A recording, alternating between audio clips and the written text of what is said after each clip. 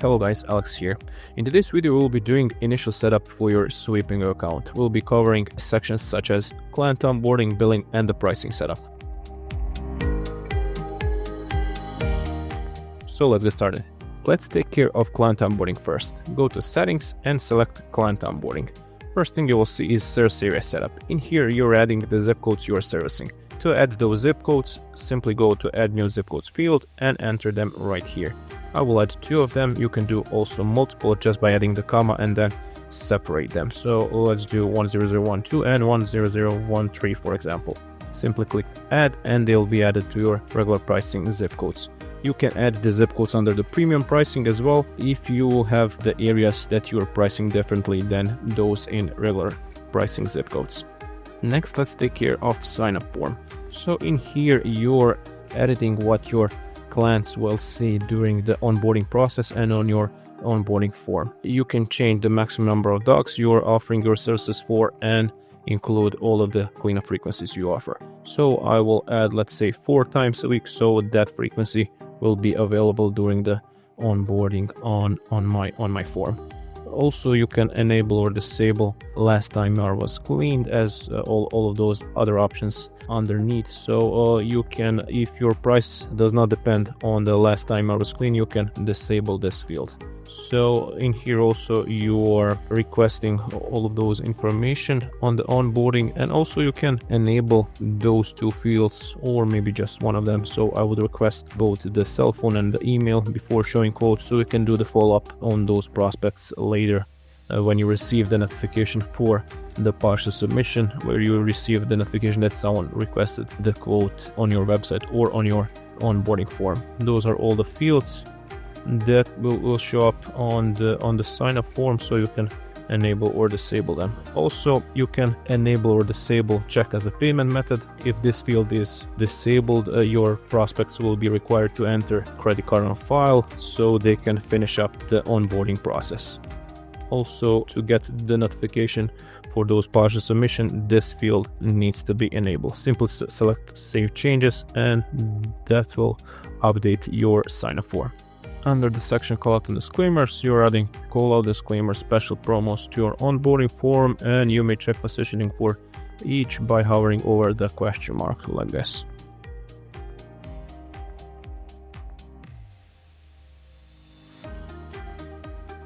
Thank you pages lets you customize what your clients will see after signing up with check or credit card, or if they are requesting one-time cleanup if you have that one enabled in your cleanup frequencies.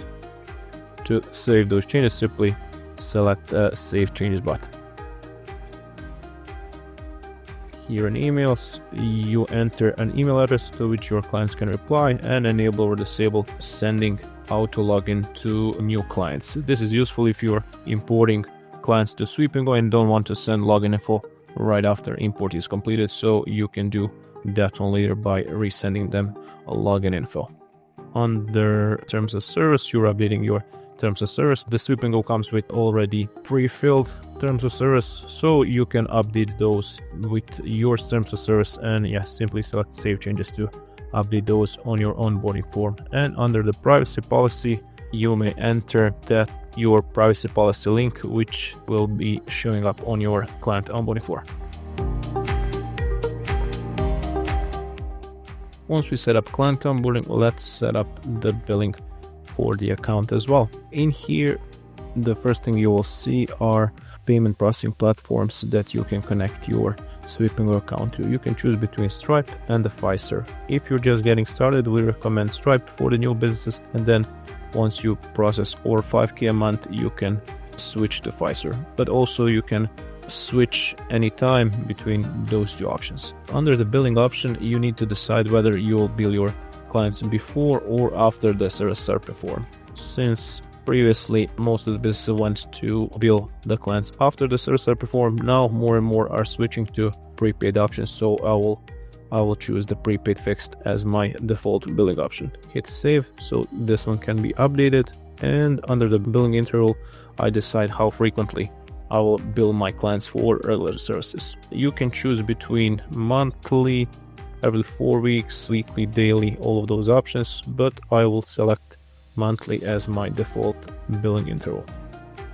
Under the sales tax section, you would need to check whether the sales tax is required in your area. Once you check that one, you can simply select edit and enter the percentages for service sales tax and the product sales tax for your area if it's required. Next, under the onboarding price display, you decide how your cleanup prices will display on the onboarding form. You can choose between price per cleanup or per default billing interval. In my case, if I select per default billing interval, it will show up my monthly prices. You can also choose to display both, but because price per cleanup tends to convert better during the onboarding, I will stick with that option and hit save. For the start of the billing cycle, I need to choose what day of the month I would like to generate my invoice drafts. You can choose between any day of the month or to go with the rolling basis if you don't want to prorate the invoices for the new clients. Since I want to bill my clients every first of the month to generate the invoices, I will stick with that option. Also, I can adjust the net terms if I want to allow my clients extra time to pay. So as you can see, if I choose net 10, my clients will be charged 10 days after I finalize their invoices. In here, under the email invoices, I can choose whether or not I will email the invoices to my clients after I finalize them. And also under these two sections, I decide whether I want to add custom messages to the invoice emails or to the invoice PDFs. Once we set billing section and the client onboarding, let's enter our prices under pricing setup. In here, you can set your prices based on the maximum number of dogs you have set and the cleanup frequencies you offer. To enter the price, simply go to edit and add your prices for each number of dogs and for the frequency you have selected. In here, you're entering the pricing for regular pricing zip codes. Underneath, it's for the premium. Once you add the prices for the recurring service, you can set up initial and the one-time prices. Initial prices are determined based on the last time yard was cleaned and the number of dogs, same as for the one-time cleanup prices.